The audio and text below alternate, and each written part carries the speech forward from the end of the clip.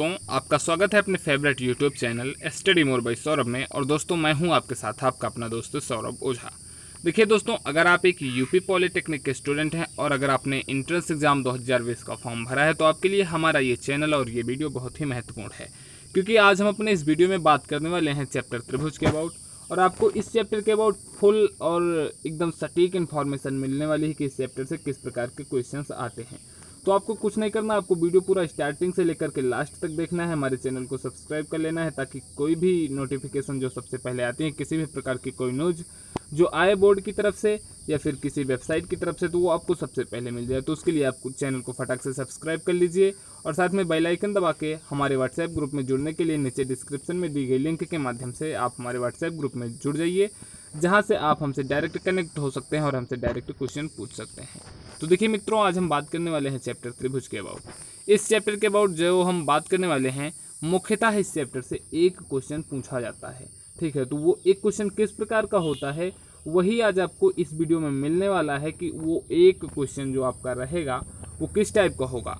तो फटाफट चैनल को फिर से कह रहे हैं सब्सक्राइब कर लीजिए, इस वीडियो को एक लाइक दे दीजिए और कहीं भी कोई डाउट होता है तो आप एक कमेंट जरूर कर दीजिए। तो आइए बढ़ते हैं वीडियो में और देखते हैं इस चैप्टर के महत्वपूर्ण क्वेश्चनों को। देखिए, एक चीज़ और ये अभी से ही क्लियर कर दें कि त्रिभुज जो होता है ये मोस्टली जो होता है ये 8th में, 6th में, 7th में और 9th 10th में लगभग त्रिभुज का इंट्रोडक्शन हमको हो गया है। बस हम त्रिभुज के मूलभूत अवधारणाओं पर ही आधारित इस वीडियो में बात करने वाले हैं, जिस पर कि आधारित क्वेश्चंस आते हैं। देखिए, तो इसका सबसे पहला क्वेश्चन है, आपको दिया गया है एक फिगर दिया जाएगा। संभवतः इस तरह के क्वेश्चन आपको एग्जाम में मिल सकते हैं। आपको एक फिगर दिया जाएगा और उस फिगर से एक्स की वैल्यू आपको ज्ञात करने के लिए बोली जाएगी या किसी भी एंगल का मान आपको ज्ञात करने के लिए बोला जाएगा। जैसा कि इस फिगर में आप देख रहे हैं कि इस फिगर में आपको इस एंगल एक्स की वैल्यू ज्ञात करनी है। तो देखिए, इस एंगल का आपको जो मान ज्ञात करना है और उसके बाद आपको ऑप्शन दिया गया है 120 अंश, 40 अंश, 60 अंश और 80 अंश। तो सबसे पहले एक कॉन्सेप्ट आप अपनी कॉपी में नोट करिए कि त्रिभुज के तीनों कोणों का योग जो होता है वो 180 अंश के बराबर होता है।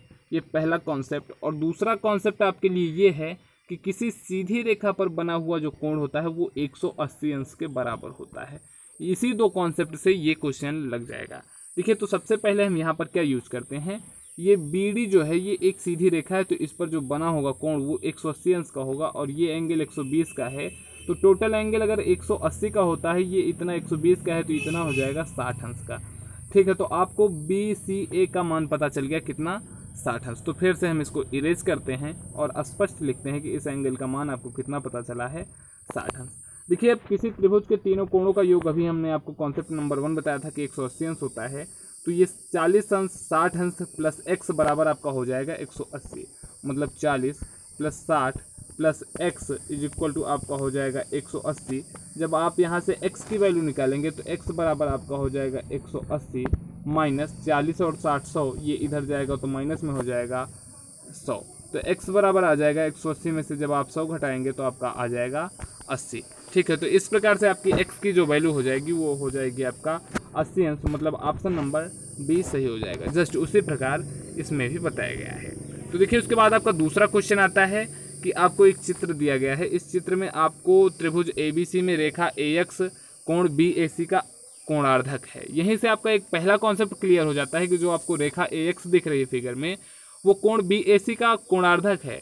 रेखाखंड AB की लंबाई आपको दी गई है 8 सेंटीमीटर, AC की लंबाई आपको 10 सेंटीमीटर तथा BX की लंबाई आपको 4.8 सेंटीमीटर और रेखाखंड XC की लंबाई आपको ज्ञात करनी है। तो देखिए, ये क्वेश्चन बहुत ही महत्वपूर्ण है। ये आपका 2010 में आया हुआ क्वेश्चन है पॉलिटेक्निक। आपको इस कोण का जो कोणार्धक है ये AX ये बताया गया है और इस भुजा की लंबाई दी गई है, इस भुजा की लंबाई दी गई है, AC की लंबाई आपको दी गई है। आपको इतनी लंबाई ज्ञात करनी है। तो देखिए, इसका भी एक मेन कॉन्सेप्ट आप नोट करिए अपनी कॉपी में कि जब कोई भुजा किसी त्रिभुज के कोण को कोणार्धक की तरह विभाजित करे तो उसकी भुजाओं का अनुपात बराबर होता है। मतलब AB बटे AC बराबर होगा आपका BX बटे XC के। बस इसी कॉन्सेप्ट को आपको रख देना है। आपको 4 ऑप्शन दिए गए हैं, इसी में से बताना है कौन सा ऑप्शन आपका सही होगा। तो देखिए, त्रिभुज के कोणार्धक का जो गुण होता है हमने आपको अभी जस्ट बताया कि AB बटे AC बराबर BX बटे XC। आप फिगर से स्पष्ट समझ सकते हैं। हम आपको एक बार फिर से फिगर दिखा दें कि जब ये से कोणार्धक है इस कोण का, तो ए बी बटे बी ए सी बराबर होगा आपका बी एक्स बटे एक्स सी से। अब आपको 3 भुजाओं का मान दिया गया है, चौथी भुजा का मान आप आसानी के साथ निकाल सकते हैं। आप देखिए यहीं पर रख दिया गया है एक्स सी बराबर जब आप यहाँ से निकालेंगे तो आपका आ जाएगा बी एक्स गुणे ए सी बटे ए बी, और तीनों वैल्यू आपको दी गई है। जब आप इसे सॉल्व कर लेंगे तो आपका एक्स सी का जो मान आ जाएगा वो आपका आ जाएगा 6 सेंटीमीटर। तो इस प्रकार से आपका यहाँ से आप देख सकते हैं आपका ऑप्शन नंबर सी सही हो जाएगा। एक्स सी की वैल्यू जो होगी वो आपकी 6 सेंटीमीटर हो जाएगी। किस नियम से? त्रिभुज के किसी कोण के कोणार्धक के नियम से। ये रहा आपका दूसरा क्वेश्चन। फिर तीसरा क्वेश्चन, एक और महत्वपूर्ण क्वेश्चन आपका आता है। त्रिभुज में ए बी सी की माध्यिका आपको दी गई है ए सी, जिसकी लंबाई आपको 6 सेंटीमीटर दी गई है। यदि आधार बी सी की लंबाई आपको दे दी जाए 8 सेंटीमीटर, तो आपको ए बी प्लस ए सी का स्क्वायर का मान आपको ज्ञात करना है। देखिए मित्रों, ये क्वेश्चन जो है आपका ये पॉलिटेक्निक 2010 में आया हुआ क्वेश्चन है। ये इंपॉर्टेंट क्वेश्चन है, जितने भी हम आपको क्वेश्चन बता रहे हैं वो महत्वपूर्ण क्वेश्चन हैं। तो इसमें आप कॉन्सेप्ट समझिए, कहा क्या गया है। इसमें कहा गया है कि इस त्रिभुज जो ए बी सी है इसकी माध्यिका जो है वो ए डी है, जिसकी लेंथ आपको 6 सेंटीमीटर दी गई है, और ये आपका 8 सेंटीमीटर टोटल यहाँ से यहाँ तक दिया गया है। तो आपको इसमें ए बी का स्क्वायर मतलब इस भुजा का स्क्वायर प्लस इस भुजा का स्क्वायर बराबर ज्ञात करना है। आपको ऑप्शन दिया गया है 7 - 7 104 सेंटीमीटर स्क्वायर और 104 सेंटीमीटर। तो देखिए एक कॉन्सेप्ट यहाँ से आपका क्लियर हो जाना चाहिए कि ये दोनों स्क्वायर में हैं, मतलब AC का स्क्वायर दिया गया है। तो AC की जो वैल्यू होगी वो CM में होगी, मतलब सेंटीमीटर में होगी, और जब इसका स्क्वायर लगा है, दोनों में स्क्वायर है, तो इसका जो मान आएगा वो सेंटीमीटर स्क्वायर में आएगा। ठीक है, तो यहाँ से आप देखिए सेंटीमीटर स्क्वायर में कौन सा है, ना तो 7 सेंटीमीटर स्क्वायर में है, ना तो ये है, ना तो ये है, केवल 104 सेंटीमीटर स्क्वायर है। मतलब पहला तो आप एक ऐसे ट्रिक से ही इसको फाइंड आउट आसानी के साथ कर सकते हैं कि जिसमें सेंटीमीटर स्क्वायर है, सीधी सी बात है, वही वाला ऑप्शन सही होगा, मतलब ऑप्शन नंबर सी सही होगा। अब आइए इसे हम मैथमेटिकल से अगर देखेंगे तो इसमें आपको एक कॉन्सेप्ट अलग से लेना पड़ेगा कि जो ये ACAD जो भुजा है ये BC का लंबार्धक है। ठीक है, ये जो BC भुजा है इसे लंब होते हुए 2 बराबर भागों में जब विभाजित करेगा तो इसकी वैल्यू 4 हो जाएगी, इसकी वैल्यू 4 हो जाएगी, इसकी वैल्यू 6 हो जाएगी। अब आपको इस त्रिभुज समकोण त्रिभुज और इस समकोण त्रिभुज में से इसका विकर्ण का स्क्वायर और इसका विकर्ण का स्क्वायर निकाल करके जोड़ देना है। आपका क्वेश्चन जो है वो सॉल्व हो जाएगा। देखिए किया कैसे जाएगा। देखिए माध्यिका आपको जो यहाँ पर दी गई है आप उसे मानेंगे इसमें कि वो लंब होकर के विभाजित कर रही है। तो जब लंब होकर के विभाजित करेगी तो ये एक समकोण त्रिभुज बनेगा, एक समकोण त्रिभुज ये, जिसका लंब जो होगा 6 सेंटीमीटर होगा और आधार जो होगा ये 4 और 4 2 में डिवाइड हो जाएगा। अब आप यहाँ से जब ए बी स्क्वायर की वैल्यू निकालेंगे तो ए बी स्क्वायर का जो मान आएगा आपका वो 6 का स्क्वायर प्लस 4 का स्क्वायर हो जाएगा, और जब आप इधर से ए सी की वैल्यू ज्ञात करेंगे तो वो भी आपका हो जाएगा 6 स्क्वायर प्लस 4 का स्क्वायर। तो मतलब A B square plus A C square आपका जो होगा वो आपका हो जाएगा 2BD square plus 2AD square. ठीक है, इसे आप जब समझेंगे अपनी कॉपी पे तो आसानी के साथ समझ जाएंगे। AB का स्क्वायर प्लस AC का स्क्वायर बराबर 2AD का स्क्वायर प्लस BC का स्क्वायर। तो यहाँ से जब आप इसे निकालेंगे 6 का स्क्वायर प्लस 4 का स्क्वायर बराबर 2, 36 - 16 बराबर 104 सेंटीमीटर स्क्वायर। ठीक है, इसमें ऑप्शन हम देखते हैं कौन सा सही है। इसमें सही हो जाएगा आपका C 104 सेंटीमीटर। ठीक है दोस्तों, तो इस तरह से आप आसानी के साथ ऐसे प्रश्नों को कर सकते हैं।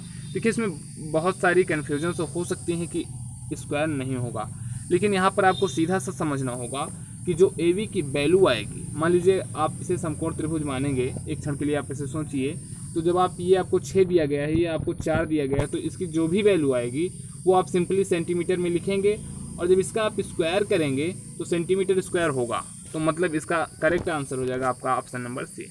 उसके बाद इसका अगला क्वेश्चन आता है। ये क्वेश्चन बहुत महत्वपूर्ण है, इस पर आधारित आपको क्वेश्चन संभवतः मिल सकता है। यदि किसी त्रिभुज के कोण 1:3:5 के अनुपात में है तो त्रिभुज का सबसे बड़ा कोण आपको ज्ञात करना है। ये क्वेश्चन पॉलिटेक्निक 2011 में आया हुआ क्वेश्चन है। इसमें हमने जो पहला क्वेश्चन जब हम सॉल्व कर रहे थे तो उसमें हमने जो दूसरा रूल बताया था कि त्रिभुज के तीनों कोणों का योग 180 अंश होता है, उसी को आपको लगाना है। ये पॉलिटेक्निक 2011 में आया हुआ क्वेश्चन है, इस पर आधारित क्वेश्चन आपको मिल सकते हैं, तो इसीलिए इसे अच्छे से समझिए। तो देखिए इसमें आपको तीनों कोणों का अनुपात 1:3:5 दिया गया है, बट जब आप उसे एंगल के एक्चुअल एंगल के रूप में मानेंगे तो आप उसे मानेंगे 1 अनुपात वाले को मान लीजिए x, और 3 अनुपात वाले को मान लीजिए आप 3x, और 5 अनुपात वाले को मान लीजिए आप 5x। तो मतलब तीनों कोणों का जो योग हो जाएगा x + 3x + 5x वो 180 के बराबर होगा। और जब आप इसे जोड़ेंगे तो 5 3 8 1 9x बराबर 180। x की वैल्यू आपकी आ जाएगी 180/9 मतलब पाई/9। 180 को आप पाई लिख सकते हैं, चूंकि आपको ऑप्शन जितने भी दिए गए हैं वो पाई के रूप में दिए गए हैं, इसलिए हम x की वैल्यू भी हम यहाँ पर पाई के रूप में देखते हैं। अब देखिए यहाँ पर सबसे बड़ा कोण कौन सा होगा, इसमें केवल x का 1 गुणक है, इसमें 3 गुणक है और इसमें 5 गुणक है, तो सीधी सी बात है यही सबसे बड़ा होगा और ये सबसे छोटा होगा, ये बीच का होगा। तो सबसे बड़ा एंगल जब आपको निकालना है तो 5 × x करना होगा और x की वैल्यू पाई/9 है, तो 5 पाई/9 आपका करेक्ट आंसर हो जाएगा। आपका ऑप्शन नंबर इसमें सही हो जाएगा। देखिए 5 पाई/9 मतलब ऑप्शन नंबर डी। तो इस तरह से दोस्तों आप ऐसे क्वेश्चंस को आसानी के साथ कर सकते हैं। आप तैयार रहिए हमारे अगले वीडियो के लिए, क्योंकि अगले वीडियो में हम लेकर के आने वाले एक बहुत ही महत्वपूर्ण चैप्टर पाइथागोरस प्रमेय के अनुप्रयोग। तो दोस्तों तब तक के लिए नमस्कार, जय हिंद। चैनल को जरूर सब्सक्राइब करें, कमेंट करें। नमस्कार, जय हिंद।